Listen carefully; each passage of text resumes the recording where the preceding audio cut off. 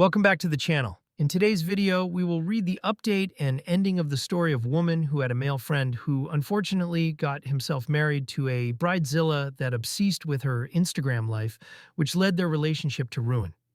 If you haven't seen part 1 yet, I highly recommend watching it on our channel first to fully understand the story and its progression. Let's get started. Update. Oh man, yeah, that is a horrible wedding.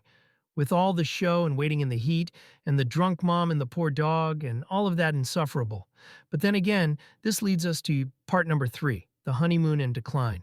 On their tropical island, honeymoon, according to Josh, she refused to do anything fun or go anywhere outside of the hotel or the beach immediately outside of the hotel. That was if he could even get her out of the room. Apparently, she didn't want to ever leave the hotel room, not even to eat. She ordered room service for all her meals. He said they basically took a 10-hour flight and spent thousands of dollars to just sit inside of a hotel room and play on their phones. She attempted to paint a different picture, though, on her Instagram, but failed, as she posted various photos of what little you could see of the beach from their balcony, and also the fucking car park with idiotic captions of how amazing their honeymoon is. I thought she was trolling, but no, she's truly that stupid.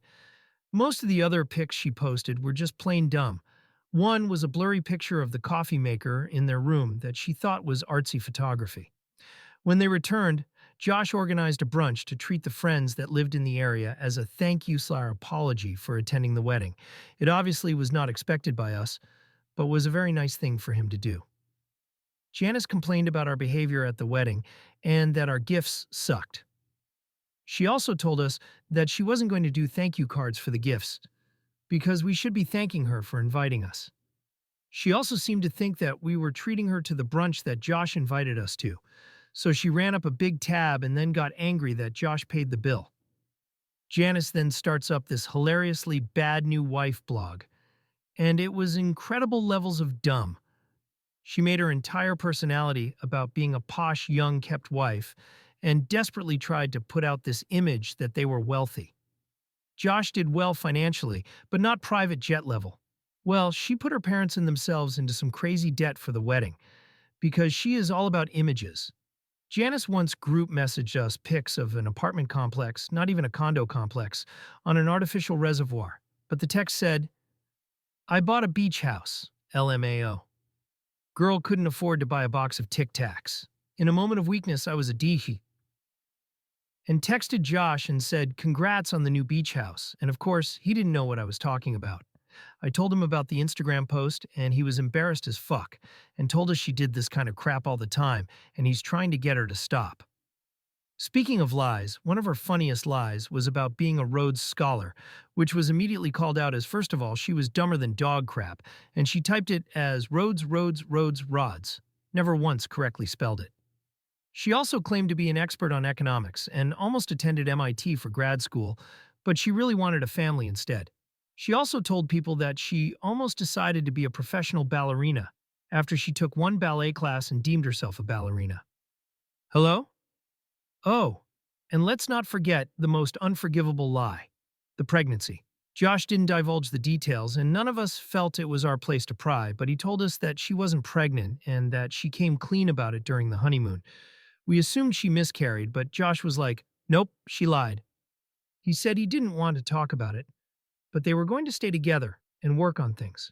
One thing he did explain was that after the breakup with the amazing girlfriend, he felt like he would never find anyone nearly as great as her, and that time was not on his side, so he felt like he had to take what he could get at his age if he were to have his dream of having a family.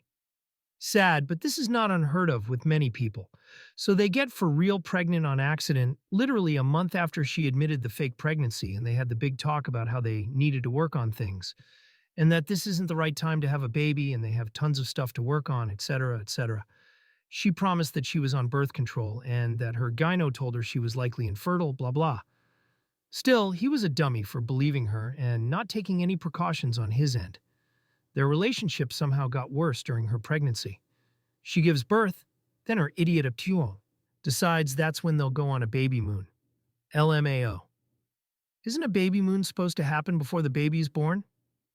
Josh is a full-blown idiot, and they go, and it's basically the honeymoon all over again. She refused to leave the hotel room, but the good thing to come of it? He finally realizes that he needs to divorce her. She, of course, desperately tries everything to manipulate him to change his mind. Faked another pregnancy, got into a car wreck with the weeks-old baby in the car, became an even worse hypochondriac, and tried to put herself in the hospital every week.